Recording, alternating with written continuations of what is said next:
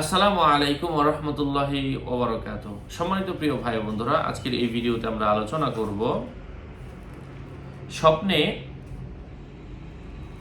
অপরিচিত কোনো নারী যদি দেখে সে কোনো অপরিচিত পুরুষকে বিয়ে করতেছে, এর ব্যাখ্যা কি হবে।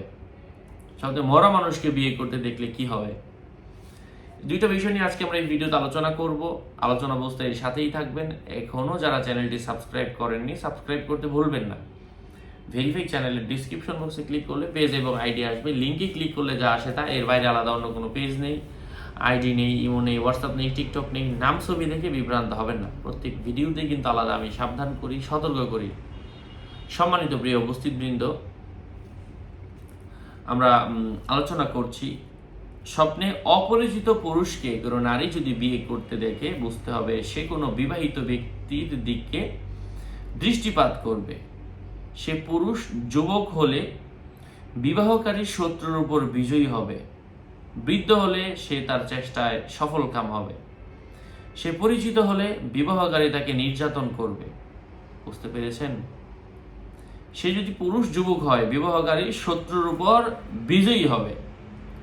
সে যদি বৃদ্ধ হয়, সে যে কোনো কাজের মধ্যে সফল হবে। পরিচিত হলে যে তাকে বিয়ে করেছে সে তার উপর অত্যাচার করবে, জুলুম করবে, তার উপর সীমা লঙ্ঘন করবে। সে ছোট্ট শিশু হলে বুঝতে হবে সে অসমীচীন জিনিসে আরোহণ করবে এবং সহজ জিনিস বহন করবে যা তার জন্য সমীচীন নয়। বিবাহিত ব্যক্তি তার বন্ধু হলে স্বপ্নদ্রষ্টা কর্তা থেকে কল্যাণ পাবে। উভয়ে অন্যের সঙ্গে শরিক হবে। উভয়ে কোনো অন্যায় জিনিসের উপর একত্রিত হবে, এমন কিছু বুঝিয়ে থাকে। দ্বিতীয়ত বলেছিলাম মৃত ব্যক্তিকে বিয়ে করতে দেখলে কি হয়। জীবিত ব্যক্তি মৃত থেকে অথবা তার সন্তানদের থেকে মৃত ব্যক্তিকে বিয়ে করতে দেখার অর্থ হচ্ছে তার সন্তান অথবা তার জীবিত ব্যক্তি মৃত থেকে অথবা তার সন্তানদের থেকে মিরাজ পাবে, এমন কিছু বোঝায়, মানে উত্তরাধিকারী সম্পদ পাবে। আবার মৃত ব্যক্তি জীবিত কোনো ব্যক্তিকে বিয়ে করতে দেখলে জীবিত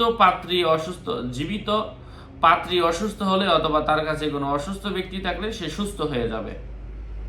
কোনো মহিলা তার দিক জব নিক্ষেপ করতে দেখলে অথবা তাকে জব মানে একটা খাবার আর কি হাদিয়া দিতে দেখলে বুঝতে হবে সে তার জন্য অকল্পনীয় কল্যাণ উৎপন্ন করবে, অথবা মহিলা তার মিরাজ থেকে নিরাশ হয়ে যাবে, অথবা তার সন্তান বা স্বামী থেকে নিরাশ হয়ে যাবে। জব বলতে আগে একটা সময় জব ছিল। জব হচ্ছে একটা খাবার, জবের দানা, জবের ছাতু। জব বলতে বর্তমানের চাকরির জব নয়। হ্যাঁ, যাই হোক, আশা করছি উপকৃত হয়েছেন। আরো আপডেট পেতে সাথেই থাকবেন।